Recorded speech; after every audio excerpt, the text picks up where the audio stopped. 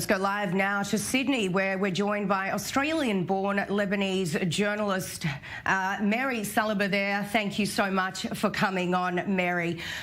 Firstly, we've seen these absolutely shocking images coming out of Beirut, and there's been a massive push by the international community, as we've just seen, to get aid to these people there who have been affected. Tell me, what is the very latest on this search and rescue effort?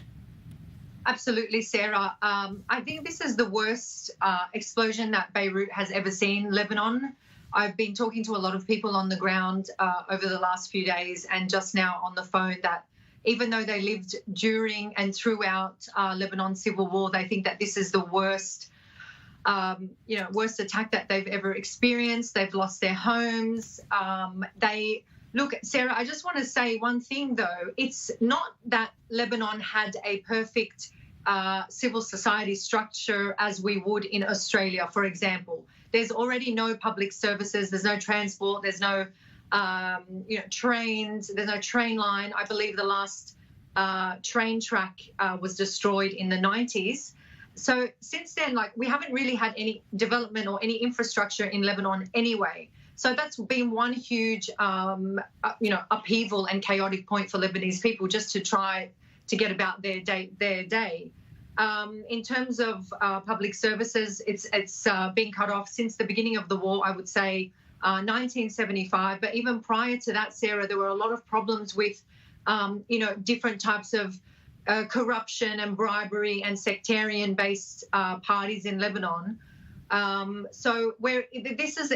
Essentially, this is not a new conflict. It's actually been going on, and I would say safely since, maybe even after World War II. So I think the Lebanese people are very resilient, and of course they've gone through this before, through the civil war, which was atrocious and so traumatic for Lebanese people. The 80s when they were bombed as well. And of course, trying to survive every day during the 90s. They've also had the 2006 Lebanon war between Hezbollah and Israel, I would like to say.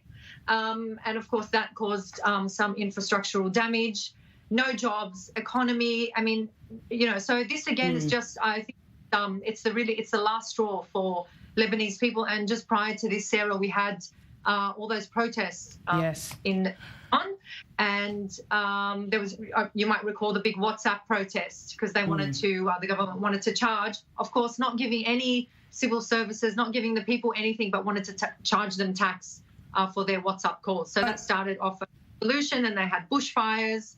I guess that would be our equivalent for us as Australians. They're bushfires with no help, and here they are relying on again. Foreign aid, waiting for people to rescue them, waiting for Qatar, waiting for France, waiting for Germany, waiting for, Norwegian Refugee Council. So again, this is just the same situation for Lebanese people, but I do feel it's worse. And Lebanese people are now absolutely fed up. They don't trust their government. They don't trust these rescue efforts. They know it might help in the short term, but they're already leaving. They just want to flee. Okay, Mary, in terms of this effort being, pushed by other countries, we do know that Israel, in fact, has offered to help the Lebanese people, also putting a picture of its flag up in Tel Aviv. Tell me, how's that being seen, and will this aid be accepted? Look, I absolutely hope so, Sarah. For myself, as an Australian born here, with Lebanese descent, when my parents came to Australia, I think it was 1969. So in that region, with that, in that conflict, in that dynamic, the regional, conflict there, it's always been this kind of, conflict between Israel and Arab countries, or Israel and Lebanon. And then since the 80s, it's become Israel and Hezbollah. Now, a lot of the propaganda, I would say, in terms of this alleged war, and I do say it is an alleged war because I've had certain personal experiences that tell me it is absolutely impossible to accept that you're having a war with your neighbor.